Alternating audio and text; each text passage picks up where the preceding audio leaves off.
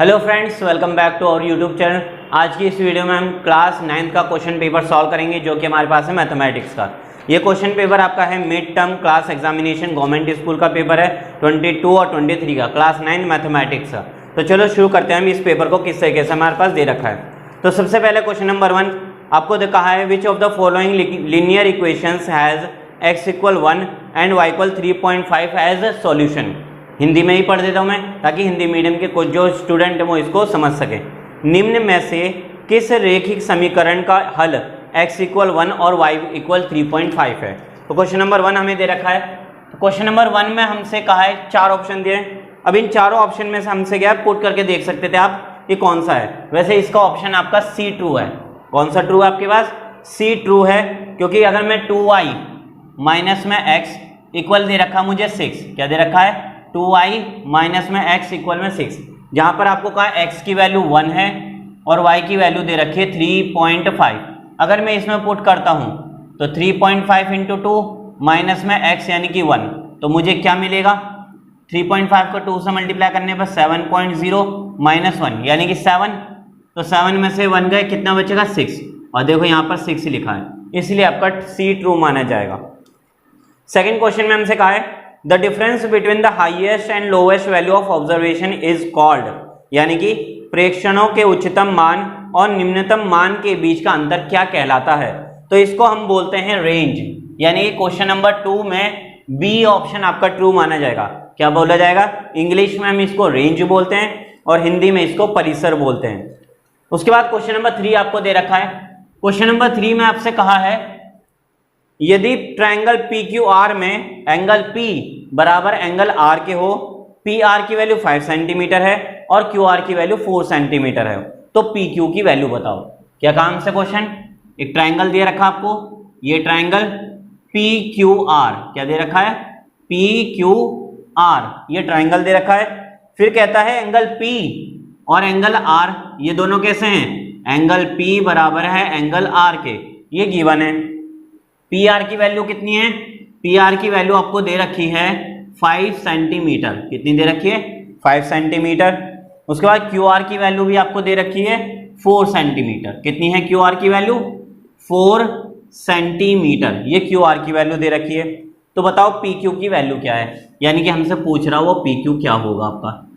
सबसे पहले ये एंगल इक्वल है, यानी कि दो एंगल्स इक्वल कब होते हैं? जब आइसोसेलेस ट्रायंगल होता है कि अगर एंगल्स इक्वल तो साइड भी इक्वल क्या होते हैं। सिंस एंगल, ये जो दो एंगल्स हमारे पास हैं ये इक्वल हैं, मतलब आइसोसेलेस ट्रायंगल होगा।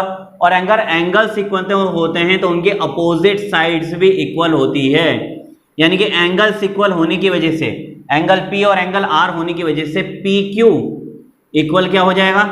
QR हो जाएगा। अगर QR की वैल्यू 4 सेंटीमीटर है तो PQ की वैल्यू भी कितनी हो जाएगी? 4 सेंटीमीटर। इसका मतलब आपका जो ऑप्शन है वो A सही है, यानी क्वेश्चन नंबर 3 का A ऑप्शन ट्रू है। नेक्स्ट आपके पास है क्वेश्चन नंबर 4। अच्छा, थर्ड में हमें एक ऑप्शन में भी दे रखा और करके, by which congruence criteria the following triangles are congruent. इनमें से कौन से क्राइटेरिया से ये जो ट्रायंगल्स है वो कॉन्ग्रुएंट होंगे, यानी किस सर्वांग संगता नियम से निम्नलिखित त्रिभुज सर्वांग सम होंगे। तो मैं और करके क्वेश्चन नंबर 3 का बी पार्ट दे रखा है, मैं उसको भी आंसर बता देता हूं आपको। इसमें हमें 3 साइड दिए हैं, तीनों साइड है मतलब एंगल कुछ नहीं दिया, इसका मतलब आपका ट्रिपल एस रूल होगा, साइड साइड साइड। तो ऑप्शन आपका डी ट्रू है। इसका क्या ऑप्शन ट्रू माना जाएगा? डी ट्रू माना जाएगा। समझिए कैसे करा हमने। क्वेश्चन नंबर 3 ये हो गया। एंगल P बराबर मतलब एंगल R, तो अगर हमारे दो एंगल्स इक्वल होते तो साइड भी इक्वल हो जाती है, इसी वजह से हमारा इसका आंसर A था। और इसका और करके जो ऑप्शन में आएगा वो D है। Question number 4। क्वेश्चन नंबर 4 में आपको एक पॉइंट दे रखा है if abscissa and ordinate of a point P are equal then value of M। क्या कहता है वो? एब्सिसा बोलते हैं एक्स एक्सिस को। क्या बोलते हैं हम? एब्सिसा, एब्सिसा बोलते हैं एब्सिसा। एब्सिसा का मतलब होता है एक्स एक्सिस, कि उसका जो एक्स एक्सिस है वो बराबर है किसके? ऑर्डिनेट के। किसके बराबर है? ऑर्डिनेट के बराबर है। ऑर्डिनेट मतलब x बराबर है y के। अब आगे कहता है कि पॉइंट दे रखा आपको P, जहां पर x की वैल्यू है m+4 और y की वैल्यू दे रखी है 2m-1, ये दोनों इक्वल हैं। तो कहता है m की वैल्यू बताओ क्या होगी। तो मैं क्या करूंगा, ये 4 यहीं रखूंगा, इस -1 को उठा के इधर लेकर आओ, तो प्लस का 1, यहाँ 2m, ये -m इधर जाएगा तो माइनस में हो जाएगा। कितना हो गया 5, यानी कि m की वैल्यू हो गई 5। क्या करा मैंने, x और y की वैल्यू दे रखी है मुझे m+4 और 2m-1, तो x की जगह m+4 और y की जगह 2m-1 दोनों रखा, दोनों इक्वल बोला क्वेश्चन में। इस m को इस साइड लेकर आओ, ये प्लस इधर आके माइनस हो जाएगा, ये -1 इस साइड आएगा तो प्लस का 1 हो जाएगा। 4 और 1 5, 2 में से 1 गए 1, यानी कि m की वैल्यू कितनी हो गई 5। तो इसका क्वेश्चन नंबर 4 का आपका ए ऑप्शन ट्रू है। कौन सा ऑप्शन ट्रू है, क्वेश्चन नंबर 4 का ए ऑप्शन 5। उसके बाद आपको दे रखा है क्वेश्चन नंबर 6 में, इसमें कहता है in the given figure which pair of angles represent alternate interior angle. कौन सा आपका अल्टरनेट इंटीरियर एंगल है, हिंदी में बोल देता हूं मैं। दी गई आकृति में कोणों का कौन सा युग्म अंतः एकांतर कोण को दर्शाता है। अब देखो क्वेश्चन नंबर 5 में क्या पूछा, alternate interior angle. Alternate interior angles वो होते हैं जो z बना देते हैं। क्या बनाते हैं, या तो इस तरीके से हो या ऐसे z बनता हो। तो ये अगर z बन रहा है तो अल्टरनेट इंटीरियर एंगल कहलाता। मुझे बताओ कौन सा एंगल z बना रहा है। तो एक है आपके पास 3 6 या 4 5, ये दो एंगल है, तो 4 5 तो है नहीं इसमें। दूसरा कौन सा बचा 3 और 6, तो 3 6, यानी कि इसका क्वेश्चन नंबर 5 का ए ऑप्शन ट्रू होगा। कौन सा ऑप्शन ट्रू होगा, ए आपका ऑप्शन इसका क्वेश्चन नंबर 5 का ट्रू होगा। ठीक है, क्योंकि हमारे पास यहां दे रखा है 3 और यहां दे रखा है एंगल 6, इस वजह से। ठीक है, इसके बाद एक और करके भी ऑप्शन दिया है, if two parallel lines are intersected by a transversal then the interior angles on the same side of transversal are equal, adjacent, supplementary या कॉम्प्लीमेंट्री। अब इसका मतलब क्या हुआ, देखो इसका मतलब क्या होता है, हमसे कहा है कि अगर और करके ऑप्शन में है ये और करके, ठीक है, और करके कहा है यदि दो समांतर रेखाओं को एक तिर्यक रेखा द्वारा प्रतिच्छेद किया जाता है तो तिर्यक रेखा के एक ही तरफ के अंत्य कोण होते हैं। क्या काम से, दो लाइन दे रखी है हमको, ये दो लाइन, एक ये हो गया आपके पास। अब इस दो लाइन को हमें एक लाइन कट कर रही है आपकी ऐसे, तो कहता है इस टाइप का करें तो ये दो से एंगल्स कौन से होंगे, कितने डिग्री के होंगे, ये पूछ रहा वो। इक्वल होंगे यानी कि बराबर होंगे, आसन यानी कि एडजेसेंट होंगे, सप्लीमेंट्री होंगे या कॉम्प्लीमेंट्री। सप्लीमेंट्री का मतलब होता है 180 डिग्री, या और यहां पर अगर दो एंगल्स आपको दे रखे हैं एक्स और वाई, तो इन दोनों का सम हमेशा क्या होता है 180 होता है, इसलिए सप्लीमेंट्री होंगे। तो ऑप्शन है इसका सी क्या ट्रू माना जाएगा, 5 का सी ऑप्शन ट्रू माना जाएगा। 1 का भी सी है, 2 का बी है, 3 का ए, 4 का ए और 5 का भी ए है। ठीक है, नेक्स्ट अब हम देखते हैं क्वेश्चन नंबर 6 हो गए, क्वेश्चन नंबर 6, ये 5 होगा हमारे। नेक्स्ट क्वेश्चन नंबर 6 से देखते हैं हम। अब देखो क्वेश्चन नंबर 6 में हमसे क्या कहा है, हमसे कहा है क्वेश्चन नंबर 6 में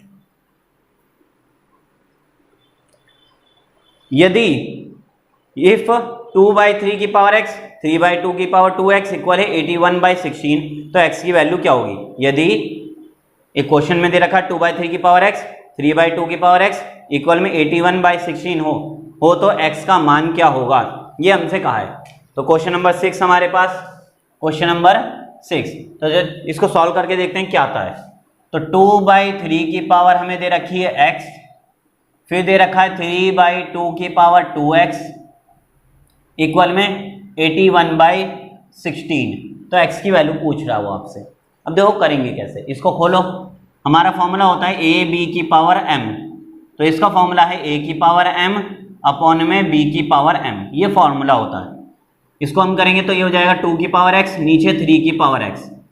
इसी तरीके से मल्टीप्लाई में ये भी ऐसे खोलूंगा मैं 3 की पावर 2x और नीचे 2 की पावर 2x, इधर इक्वल में 81 3 के टेबल में कितने पर आएगा, आप एलसीएम निकाल सकते हो इस तरीके से, 3 से एलसीएम निकालोगे तो 3 की पावर ये हो जाएगा आपका 4 यानी कि 4 बार आएगा, और ये हो जाएगा 2 की पावर 4, 2 की पावर 4 यानी कि 16। अगर आप एलसीएम निकालोगे तो 27 3 तो 9 3 3 ज़ा और 3 1 ज़ा, 1 2 3 4, तो 3 की पावर 4, ऐसे है 16 का भी निकालोगे 16 का। उसके बाद अब क्या करेंगे, ये तो हमारा हो गया, एक ही फॉर्मूला लगाया हमने, ये करा। अब आगे देखो करेंगे कैसे। 2 की पावर x, इसके नीचे 2 ले आओ, 2 की पावर 2x मल्टीप्लाई है, तो मल्टीप्लाई का मतलब मैं इसको इधर भी ला सकता हूँ, इसको इधर ले जाऊंगा। 3 की पावर 2x और नीचे 3 की पावर x इक्वल में 3 की पावर 4 और नीचे 2 की पावर 4, ठीक है। अब क्या करेंगे हम, अब देखो और क्या कर सकते हैं, देखो कैसे करेंगे। हम एक फॉर्मूला लगाएंगे a की पावर m अपॉन में a की पावर n का, जो क्या होता है a की पावर m माइनस n, ये फॉर्मूला यूज करेंगे। तो ये हो जाएगा 2 की पावर x माइनस में 2x, इधर भी ऐसे ही करेंगे हम, क्या करेंगे 3 की पावर 2x माइनस में x। अब क्या करेंगे, ये बचेगा 2 की पावर माइनस में x और ये बचेगा आपके पास 3 की पावर में x इक्वल, ये हो जाएगा 3 की पावर 4 और नीचे 2 की पावर 4। ये हो गया हमारा यहाँ तक क्वेश्चन। अब देखो करेंगे कैसे इसको आगे। ये 2 हमारा नीचे चला जाएगा, ये हो जाएगा 3 की पावर x, ये नीचे जाएगा तो ये हो जाएगा 2 की पावर x इक्वल में 3 की पावर 4 और नीचे 2 की पावर 4। अब क्या करेंगे हम, दोनों के पास x है, यहाँ 4 है, बाहर ले लेंगे तो 3/2 की पावर x इक्वल में 3/2 की पावर 4। अगर बेस सेम होते हैं तो पावर्स इक्वल हो जाएंगे, यानी कि x की वैल्यू आ गई आपके पास 4। क्या आ गई आपके पास, x की वैल्यू 4 आ गई। अब देखो करेंगे हुआ कैसे है, तो ऑप्शन कौन सा हो गया इसका, इसका ऑप्शन हो गया सी, 6 का ऑप्शन कौन सा हो गया, सी ऑप्शन हो गया। समझ गए कैसे करा हमने, ये क्वेश्चन दे रखा हमसे, उसके बाद इसकी पावर x है और इसकी पावर 2x है, हमने क्या करा फॉर्मूला लगाया, ये हमारा फॉर्मूला जो हमने यूज करा है। तो 2 की पावर x और 3 की पावर x अलग, 3 की पावर 2x और 2 की पावर 2x अलग करी, उसके बाद हमने इक्वल में रखा 3 की पावर 4 और 2 की पावर 4। फिर हमने क्या करा, एक ही इसको एक जैसे लेकर आ गए हम और 3 के नीचे 3x ले आए। उसके बाद माइनस करा हमने, माइनस करने पर हमें ये मिले 2 की पावर माइनस में x और 3 की पावर x इक्वल में 3 की पावर 4 और 2 की पावर 4। यहाँ पर आ जाओ, यहाँ पर क्या बचा हमारे पास, ये दोनों के पास हो गया, ये माइनस से हमने नीचे ले गए इसको तो माइनस में आ गया, बेस सेम बनाया हमने और पावर इक्वल करी तो वो x की वैल्यू हो गई 4 यानी कि C। इसके बाद आते हैं क्वेश्चन नंबर 7। अच्छा इसमें और पार्ट भी दे रखा हमें, क्वेश्चन नंबर 6 का और पार्ट, तो वो भी देख लेते हैं हम, ठीक है, कि वो किस तरीके से होगा। हमसे दे रखा है 32 की पावर 0.2, 32 की पावर 0.2 और प्लस में 81 की पावर 0.25, नीचे हमसे कहा है फिर 256 की पावर 0.5 और प्लस में हमसे कहा है 121 माइनस में 121 की पावर 0.5, ये हमसे कहा है। अब देखो पॉइंट हटाएंगे, सबसे पहले हम क्या करेंगे, इसमें पॉइंट हटाएंगे। तो जब 0 पॉइंट होता है, जैसे 2 है, पॉइंट हटाएंगे तो नीचे 10 आएगा, यानी कि मैं इसको 2/10 लिख सकता हूँ। क्या लिख सकता हूँ, ऐसे करूँगा, जैसे 0.2 है, पॉइंट हटाने पर नीचे 10 आ जाएगा तो 2 बचा, नीचे 10 बचा, पॉइंट से पहला 0 नहीं गिनते हम। इसी तरीके से 0.25 है, इसको मैं क्या करूँगा, पॉइंट हटाऊंगा 2 नंबर, 1 2 तो 100 लगाऊंगा, यानी कि 25 अपॉन में 100।